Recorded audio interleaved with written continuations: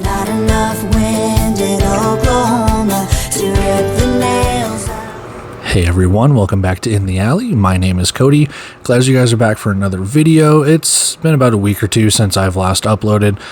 Plenty of transactions have gone along. We'll talk some rumors and stuff like that. So, yeah, it's just kind of some fun stuff going on right now. Kind of want to talk about the streaming service, the upcoming streaming service that the Indoor Football League is going to roll out here, hopefully roll out here in the next coming weeks or month or so as the season starts to get underway. And that's pretty much where we're at. We're getting ready for training camps and stuff like that. Open tryouts and stuff are going on, and yeah, we're getting ready for it. We're a month and a half away from the start of the season, so excitement is building.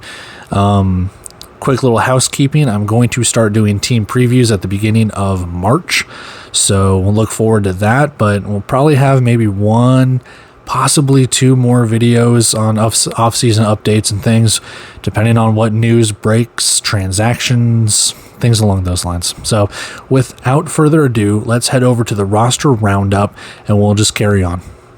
Ain't ya, baby?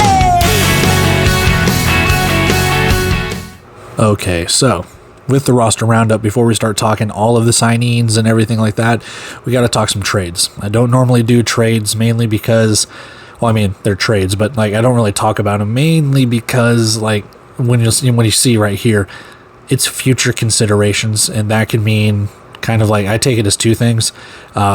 Player to be named later, which sometimes gets announced, most of the time it doesn't. And then the other part is like cash considerations, I guess. I'm not really sure.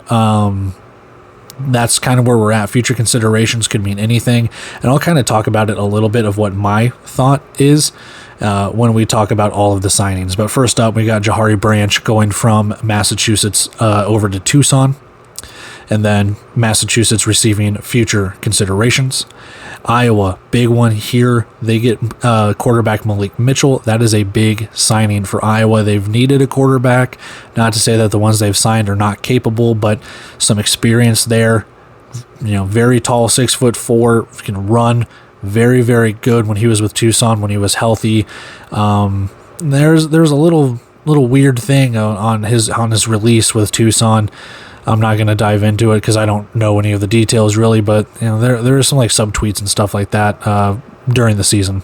Finally, Vegas is going to get Adam Plant Jr., Massachusetts Pirates defensive lineman. He signed with Green Bay, probably I think just a couple weeks ago, and then he is now traded over to Vegas. So let's transition here and look at all of the signings that we've had roughly in the last 2 weeks or since the last time I've talked to you guys.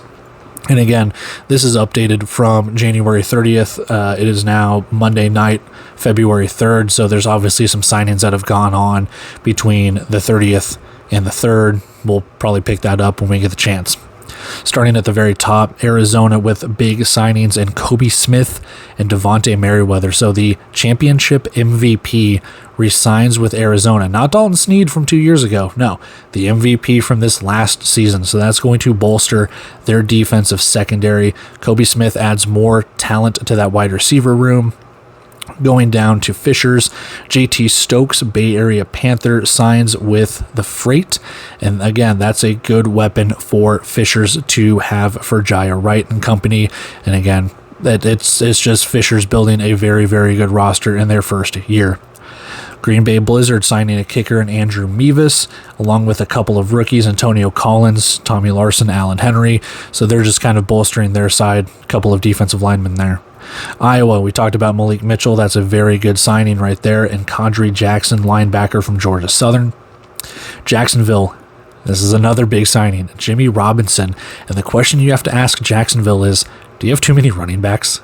My goodness. I mean, Edward Vander, Jimmy Robinson, the Tyler King, and Stanley Williams, Boom Williams. So they have 4 running backs on that roster right now. They've got Javion Caldwell from Sioux Falls coming over for the offensive line to even bolster that. So very good signings for Jacksonville. Massachusetts making some waves too, no pun intended. Isaac Zico, Navon Donaldson, 2 guys coming back. They've got future considerations there too, but Isaiah Coulter, DJ Dale, Marquise Waters. Hey, look, more D1 talent, more FBS talent. I don't know how Massachusetts does it, but there you go. Quad City getting back Keyshawn Moore, so bolstering their defensive line as well. And I think it's CJ Parrish, defensive back from Southwest Baptist. San Antonio has, I believe it's Tyrone Prescott.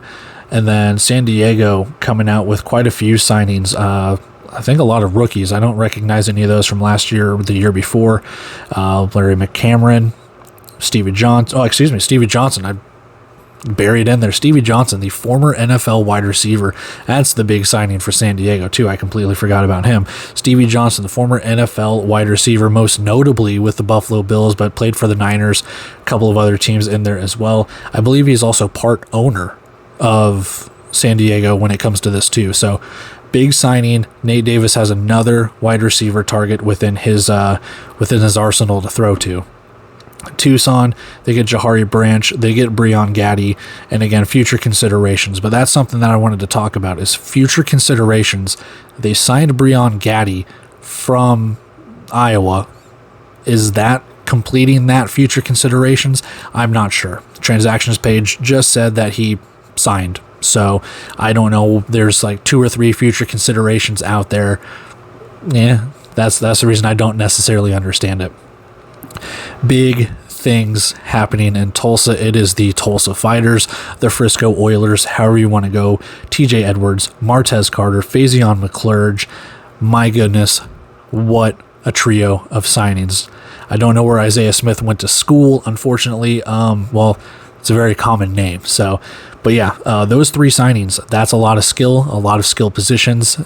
Tulsa just, they are loading up when it comes to what they have. And then finally, Vegas, they get Jonathan Johnson. I believe that is the correct Jonathan Johnson. It had a different weight and size on the transactions page, but we'll see. And then Adam Plant coming over, Jamel Williams from Duke City coming over as well. And then they've signed DeMarcus Gregory, and I don't know if it's misspelled on the transactions page, but Josiah Seau, I believe that's how it's pronounced. He comes over. It was spelled differently on the transactions page, so it could be a completely different guy. We don't know. So anyway, there are your roster roundups, your signings, your trades, everything like that. Let's go ahead and move on. We've got some rumors to expel. Okay, so it's never too early to talk expansion. Now, these are rumors on a message board. Do not take them as fact. Until the IFL themselves announce it, I will report these as rumors. That says it right there. So, with that being said, on the Arena Fan Forum, Love Football, who I honestly believe that is Green Bay's owner. I believe that is Mrs. Trinkler, but we'll never know, nor do I care. But that's just who I think it is. The way that the personality kind of comes out and how you see her act on the Blizzard podcast. So anyway, all that stuff aside, they're getting off topic here. Love Football has come out and said on one post, I don't think any of them leaning Toledo, Savannah, Fort Myers, and then here's a clue for you, Tim Tebow. And at this point, during my hiatus of just taking a break from indoor football, really got my brain kind of jogging of like, we already have another expansion team out here. One of her clues was it'll be something by Pedro, or it'll be said by Pedro or something like that. Come to find out that it's a restaurant in South Carolina. So I said the state, meaning South Carolina. That's where Tebow played minor league ball. She said I win the prize. Which again, if the first time watching this video, sup on Arena Fan, I'm Casey_Brigade 88. That's that helmet up there. Go Brigade. I miss you. So there's a rumor of a team in South Carolina. Now, this is a rumor. It is not a fact. She has once said that the Carolina Hurricanes were allegedly getting a team. She has said that there have been other teams that have kind of popped up here and there with a chance of owning an IFL franchise. So with that being said, we just kind of know the state. When you look at it and you kind of put the things together, if there's ECHL ownership like there is with Tulsa, like there is with like Vegas or things like that, or Fishers, you're kind of leaning towards Greenville, or you're kind of leaning towards North Charleston, where the South Carolina Stingrays play. If not, it could be in Columbia, South Carolina, where the University of South Carolina is located at their basketball arena. So there there it is. There's the rumor of a chance it builds a bridge to Jacksonville, which is what Commissioner Tryon has said a couple years ago on the Inside the Sharks podcast. You want that bridge to Massachusetts. You want that bridge to Jacksonville. This is kind of their way of doing it with Fishers. If they can get it with this potential South Carolina team, you're kind of bolstering your strengths out there in the Southeast and kind of in the Northeast. You're kind of treading into NAL territory, and if you can kind of get a good foothold there, then maybe you start seeing some teams either jump from league to league, or you start building out kind of these bases. Like she said, Fort Myers, Savannah, those are both ECHL locations, with the Ghost Pirates in Savannah. I believe that's Ghost Pirates or Pirate Ghosts or whatever.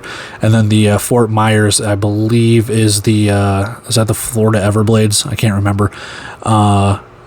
So yeah, anyway, that's where we're at. And then Toledo, obviously, former AF2 team, the Toledo Bullfrogs that never came to be. The Toledo Walleye play there in the ECHL. They're pretty good rivals with the Indy Fuel, who own Fishers. So that's where we're kind of at with expansion rumors and things along those lines. So that will just add another team.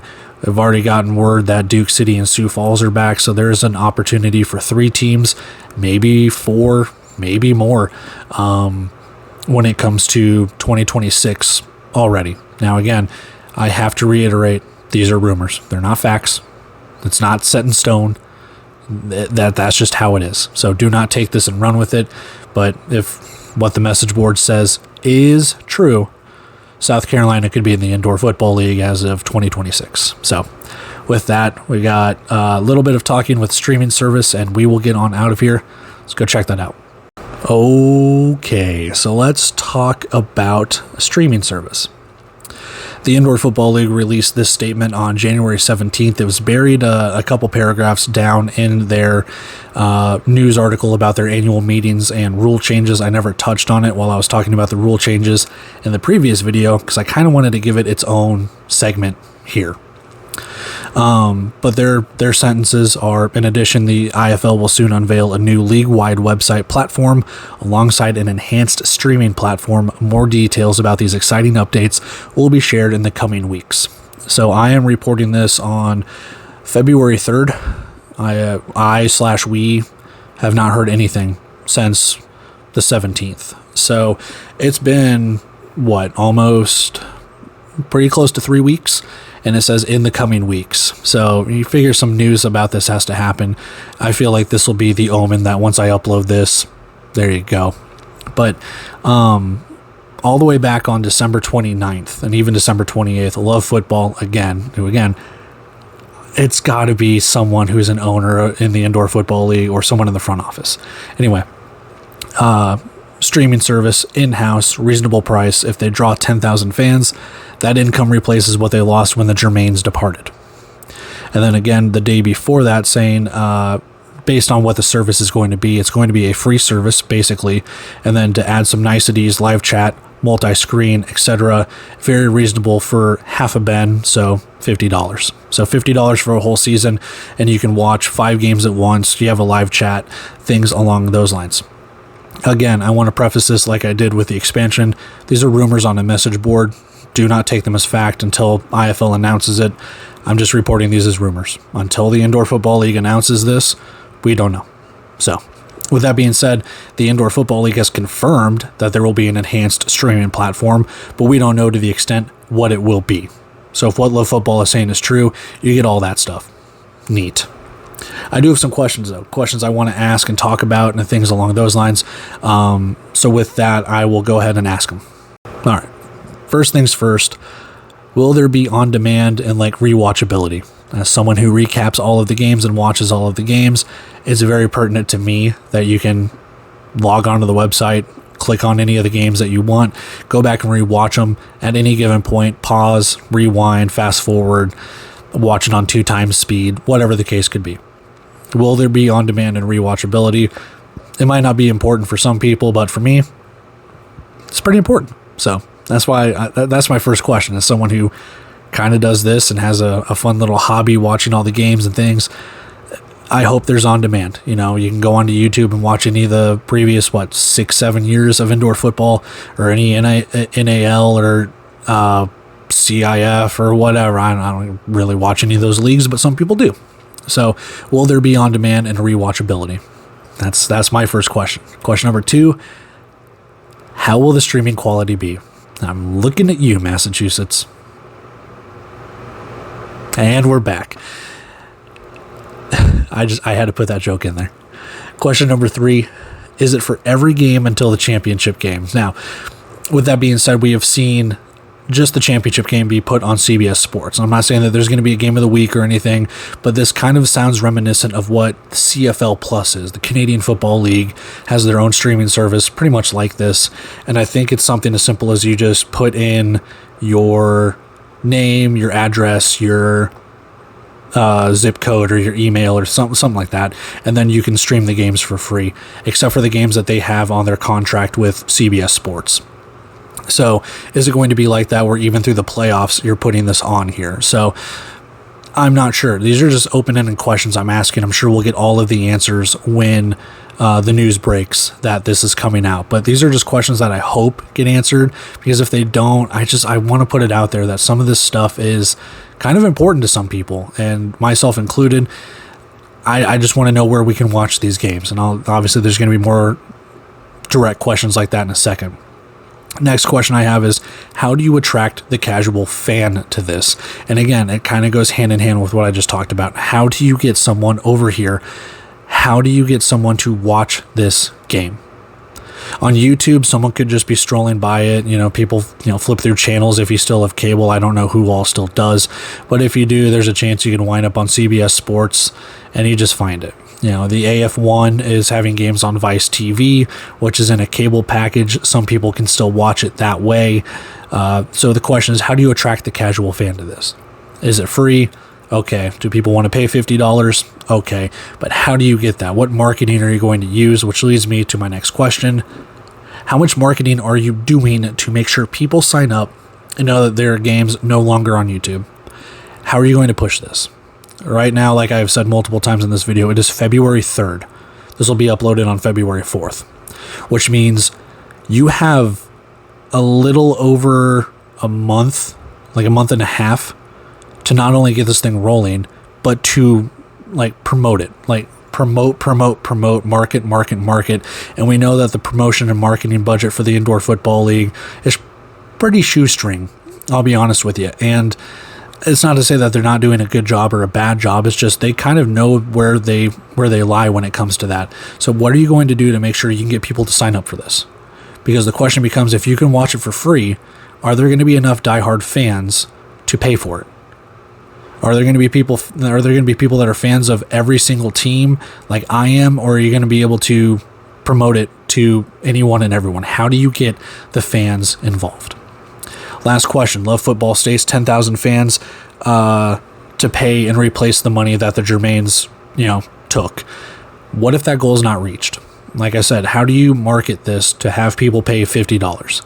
What is that time frame to get that money recouped? That's the big thing. Is it you have to have it by this season? Is it, hey, I pay $50 this year, $50 next year, whatever the case could be, and that's how you start recouping the money? What are the production costs and how do they offset when it comes to what they're putting on with this product to people paying? Aren't enough people going to pay for it? I mean, it's just, how are you going to market this? That is my biggest thing. My biggest concern with this streaming service isn't the quality. My biggest concern isn't dealing with the chat or any toxic negativity or anything like that. My biggest concern is, if you've had this since January, and Love Football has been talking about this since the end of December, how have you at least not acknowledged that this is a thing? You've got to get this out so people can see it, so you can promote it. Even if it's not up and running just yet, how can you get this to go? So that way, when March 22nd rolls around or March 21st rolls around, you have that opportunity to go out guns a-blazing and say, here's our streaming service. There you go. Because right now, even though, you don't even have it up and running yet, you can get people signing up on an email list or doing things like that. And I think that would promote themselves of hey, I'm already signed up. Give me some notifications and reminders that this is a thing. Because the more you can remind people this is not on YouTube, the more you can remind people that this is its own standalone thing, and get some of these casual fans that maybe tuned in last year or in the last couple of years, or like in Fisher's case, a brand new franchise. If you can get these people to really tune in to this thing and realize, hey, it's not on Vice, it's not on CBS, it's not on TV, it's on its own thing, then that's, you've got to promote it. I think that's my biggest concern here is promote. And maybe they will. And, I'll be proven wrong here, but that's just my concern. You've got a month and a half. I feel like you should have rolled this out in November or December and be like, hey, we have our own streaming platform. It's not up and running yet, but it will be. Tell all your friends. So that's just kind of where I'm at with it. I hope they recoup the money for it. I mean, as a diehard, I will be paying the $50 for it because I'm a glutton for football, indoor or out, and that's where we're at. I don't care about the video quality. I hope they're all in 1080 or 4K or whatever they can get across the board for every single, if every single broadcast can look like San Diego's, great. But that's just kind of where we're at. A lot of questions when it comes to it. And that's really it. I mean, I hate to leave it as open-ended, kind of like that with the streaming service, but we just don't know. And again, I'm not going to report anything or say anything for a fact unless it is actually said by the Indoor Football League. I like to take Love Football at her word, but until it's actually said and true, until the Indoor Football League comes out with it, we just don't know. So, like I said, I hate to leave that open-ended, but I just don't really know where else to finish it or go with it. It's just all kind of wishful thinking at that point. So with that, that's the video. I think it's short and sweet, but I know it's probably not, just due to the ranting and raving that I have. But that's kind of where we're at, catching up in the last couple of weeks. Like I said, I feel like this will be an omen that once this thing's dropped in a couple of days, maybe like Friday or Saturday, we'll get something with a streaming service news or things like that. I know teams are still signing players, trading players, and getting stuff set up for their training camps. And like I said, the season starts in like a month and a half. So we're just gearing up. I'm going to get those team previews and the templates and stuff ready to go here in the next couple of weeks, and when just power that stuff out at the beginning of March. And I'm just excited for the season to start. It's just like the calm before the storm, and you start feeling like one wave crash after another, and that's where we're at. Just one wave, and you're just really hoping that storm starts to hit. Maybe not if you're in the boat, but whatever. You get what I'm saying. Go inside the boat, I guess. I don't know, but anyway. That's it for me. I'm taking off here, guys. Hope you like the video. Comment, like, subscribe, all that stupid stuff. Until then, whatever news breaks, I'll probably be back next week after, whatever the case could be. And we'll just talk more indoor football like we always do. So until then, guys, see ya.